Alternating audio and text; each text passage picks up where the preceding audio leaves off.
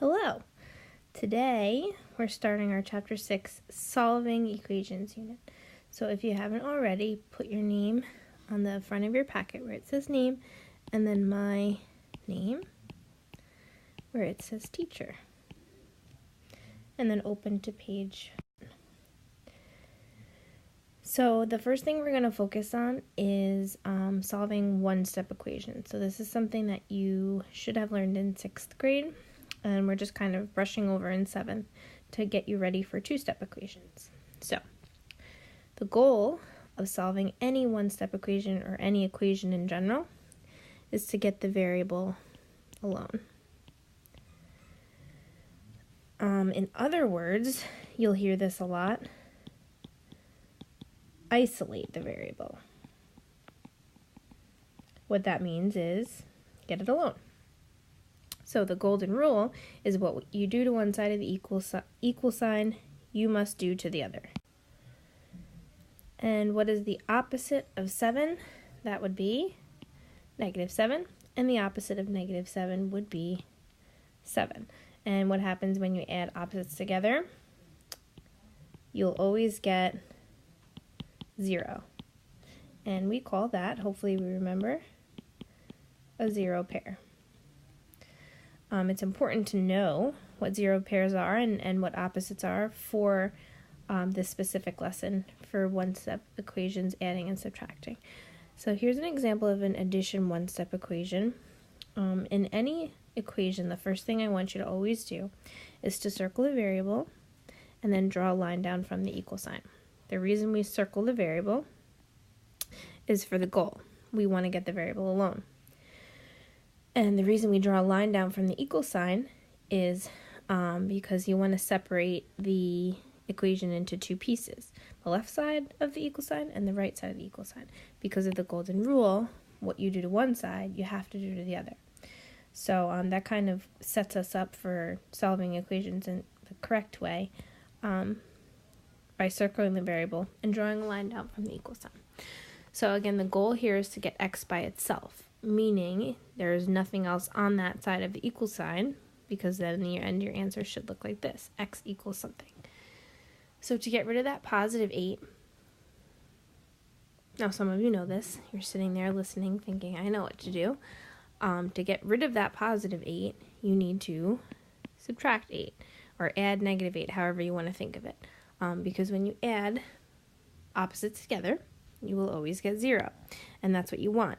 8 minus 8 is 0, so we're left on the left-hand side with just x, and that means we kind of we reached our goal of getting the variable by itself.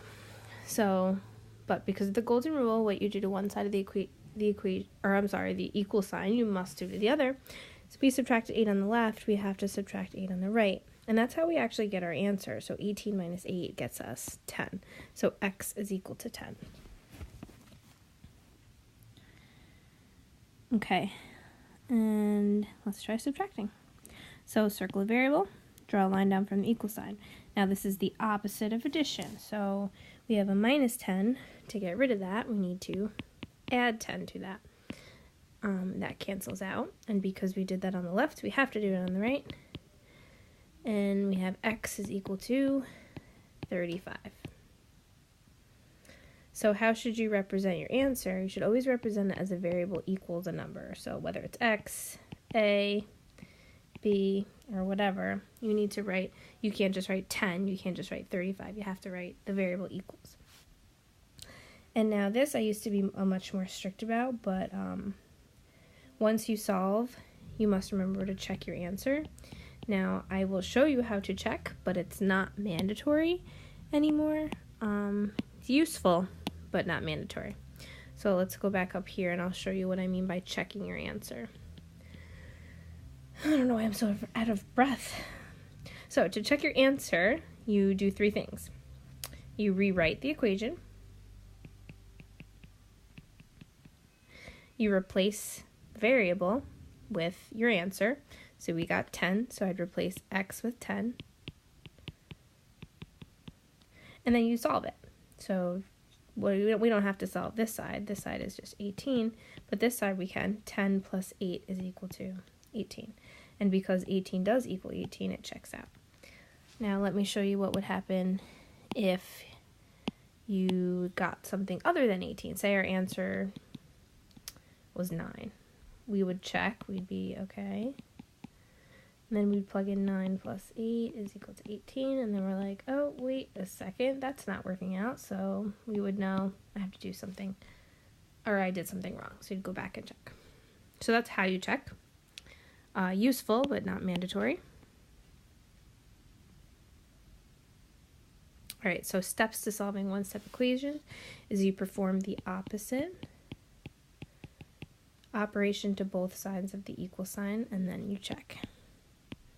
Again, really, it's just this one.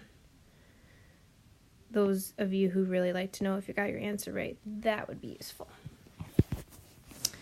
And then steps checking your answer, rewrite the equation, replace the variable, that's an R, with your answer, and then solve each side of the equal sign.